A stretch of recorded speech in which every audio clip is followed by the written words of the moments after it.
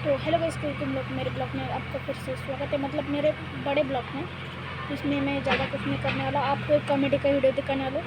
अगर वो कॉमेडी का वीडियो आपको पसंद आया हो तो लाइक और सब्सक्राइब कर दिए। आप है कॉमेडी का वीडियो इंजॉय कीजिए गाइस। Bye bye. हर महीना वैन के 800 रुपए बचाने के लिए हम लोगों ने साइकिल से स्कूल जाना चालू कर दिया था। ये हो गई 4 लौंडे थरथराती ठंड में साइकिल से स्कूल जाते हैं। ब्लेजर, टोपा, मफलर बांध बुंदा के। एक तो ये ब्लेजर बहुत अजीब था हमारे स्कूल का।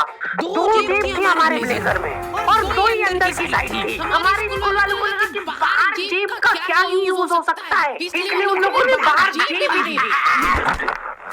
क्या करूं मैं जेब का? ठंडी लग रही है तो हाथ अंदर वाली जेब में डाल के चलना पड़ता था। कोनी से साइकिल चला के आते थे हम लोग स्कूल। सबको ऐसा लगता था कि हम लोग अपाहिज हैं। और फिर एकदम से हम लोग हाथ बाहर निकाल लेते थे।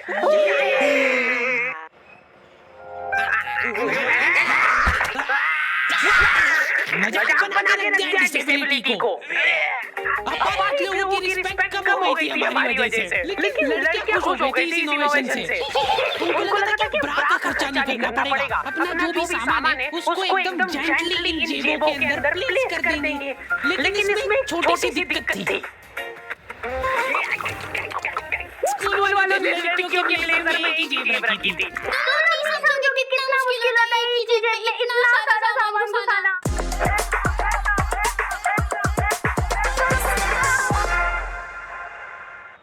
हर रोज लेट होते थे हम लोग स्कूल, क्योंकि मेरी साइकिल की चेन ढीली थी। थोड़ी सी भी स्पीड बढ़ाते थे तो वो चेन कम हो गई। लेकिन पापा ने मेरे को प्रॉपर ट्रेनिंग दे रखी थी चेन चढ़ाने की। एक जना ऐसे पीछे का टायर, उतने में अपने को पानी से फटाफट कस देना है। ये हो गई टाइट। बैग में पानी रख के लाना पड़ता था मेरे को स्कूल, कि कभी भी रास्ते में चेन उतर सकती है। इमेजिन करो एक बार कि तुम चुपचाप वैन में बैठ के जा रहे हो, बीच सड़क में 4 लौंडे साइकिल पलटा के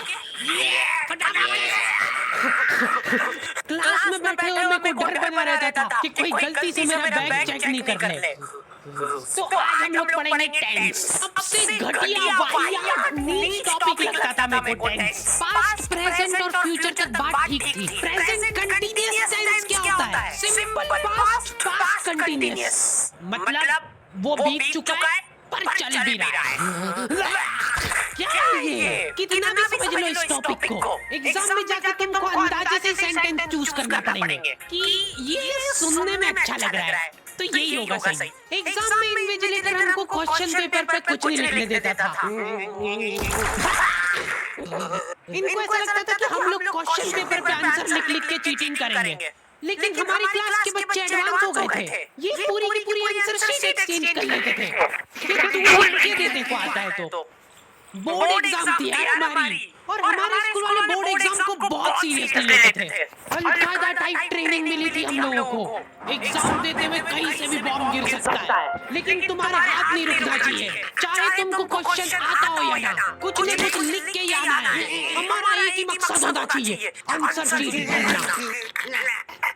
मैं कुछ भी लिख के आ जाओ। मेरे को ये नहीं समझ आता कि मैं कुछ भी कैसे लिख के आ जाऊं। मेरे को आता ही नहीं है, क्या लिखूं मैं?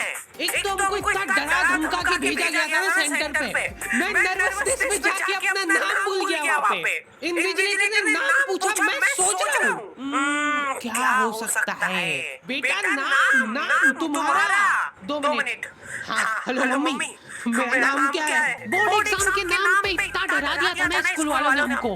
अच्छे का भूत निकल जाता है टट्टी के साथ मिक्स होके। तुम लोगों का एक सेंटर आएगा जिसके चारों तरफ सैनिक तैनात रहेंगे। बिना एडमिट कार्ड के वहाँ पे आसपास भी भटकते हो मत दिख जाना, जिंदा जला देंगे वो लोग। और अगर चीटिंग करते हुए पकड़ा गए तो ना तो तुम हमको जानते हो ना हम तुमको जानते। हम लोग एग्जाम वाले दिन सेंटर पहुंचे तो बच्चों से ज्यादा सिक्योरिटी थी वहाँ पे। आज तक इतनी सिक्योरिटी मैंने एयरपोर्ट पे भी नहीं देखी थी। आर्मी वगैरह खड़ी थी वहाँ पे टैंक लेके। वो सिक्योरिटी वाले एक रबड़ का रैपर निकाल के देख रहे थे कि उसके पीछे तो नहीं लिख के लाया कुछ। क्या निकलूंगा मैं इतनी सी जगह में? लिख भी लिया तो मेरे को समझ नहीं आएगा कि क्या लिखा है। कुछ चीजों का मेरे को लॉजिक ही समझ नहीं आया था कि तुम नंबर वाली घड़ी पहन के नहीं जा सकते हो। पहनना है तो कांटे वाली पहनो।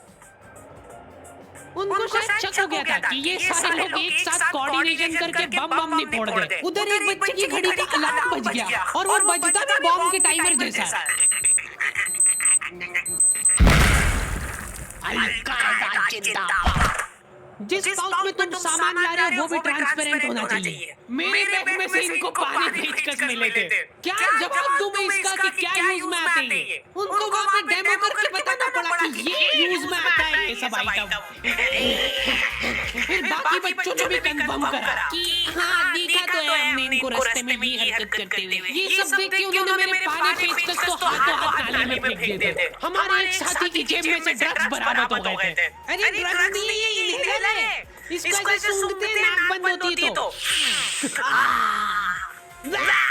नाक खोलने के बाद भी अगर तुम इनहेलर को पूरी ताकत से सूंघते हो आंखें दिमाग में ठंडक हो जाएगी तुम्हारे। वो बच्चे नहीं जो पूरा साल टाइम पास करते और एग्जाम के एक दिन पहले पढ़ के एग्जाम देने आ जाते हैं। वो बंदे की मैं कोशिश ही कर पाया था सिर्फ। मैंने सोचा था आखिरी रात मेरी है, रात भर मैं पूरा सिलेबस चाट जाऊंगा, पर मैं एग्जाम के एक दिन पहले बीमार पड़ गया। सर्दी हो गई मेरे को, तो मैंने सोचा ठीक है अभी थोड़ा रेस्ट करते सुबह उठ के पढ़ाई करेंगे। नाक बंद हो गई भाई, नींद ही नहीं आ रही। फिर पापा आके मेरे को ट्रिक बताते हैं कि अगर राइट वाली नाक बंद हो रही है ना तो लेफ्ट साइड करवट करके सो जा, फिर गहरी सांस ले। तो ये जो है ना राइट वाली खुल जाएगी और लेफ्ट वाली बंद हो जाएगी। फिर लेफ्ट वाली अगर खोलना है तो राइट साइड करवट करके सो जा। पूरी रात करवटें बदलता रह गया मैं। सुबह रास्ते में जाते जाते पढ़ रहा हूँ मैं, क्योंकि बाकी बच्चे भी यही कर रहे थे। बच्चों को लग रहा है कि भाई जितना हम लोग साल भर में नहीं पढ़े उतना हम लोग रास्ते में जाते हुए पढ़ लेंगे। रास्ते में ऐसे कॉपियां लेके घूम रहे जैसे इनसे ज्यादा पढ़ाकू कोई हो ही ना। सुबह हम सब लोग सेंटर लेट पहुंचे क्योंकि साइकिल की चेन उतर गई थी तो रास्ते में वो कर रहे थे।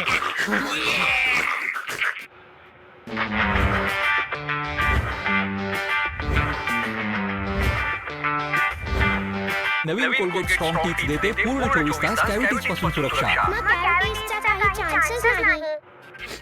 और क्वेश्चन पेपर भी लेट हो गया था उस दिन। क्वेश्चन पेपर Z+ सिक्योरिटी के साथ आता था। 10 बॉडीगार्ड लेके आते थे एक जरा सा पार्सल।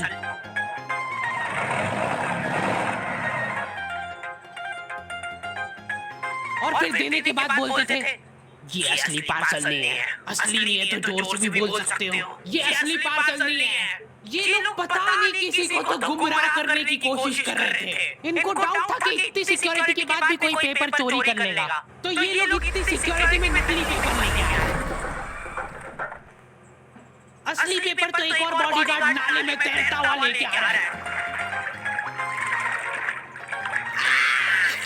ये पानी पेचकस किसने डाला है नाली में? ये लो मजाक कर रहे थे हम तो। यही है असली क्वेश्चन पेपर। जाओ बांट दो फटाफट।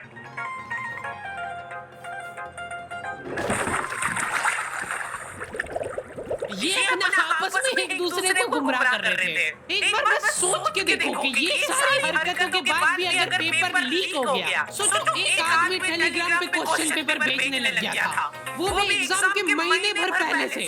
तब तक क्वेश्चन पेपर बना भी नहीं था। तो जो आदमी हमारा क्वेश्चन पेपर सेट करने बैठा उसने सोचा कि उसका काम इजी हो सकता है, क्यों ना थोड़ा सा स्मार्ट वर्क कर लिया जाए। उसी ने सबसे पहले वो फेक क्वेश्चन पेपर खरीदे और वैसे के वैसे चेप दिए। जिसने पेपर लीक करा था वो खुद सोच में पड़ गया कि ये कैसे हो गया। एग्जाम खत्म होने के बाद इन्विजिलेटर को बहुत मजा आता भाई कॉपियां खरीदने में। एक सेकंड में किसी को ज्यादा नहीं मिलना चाहिए। वैसे एक ओवर होने के बाद कैसे लिखा तूने? एक बच्चे ने खुद से कॉपी दे दी तो इनको डिसरिस्पेक्टफुल महसूस हो गया था। उसको वापस से कॉपी दे दी कि लिख ले थोड़ी देर और। जैसे लिखने लगा वापस छीन ली।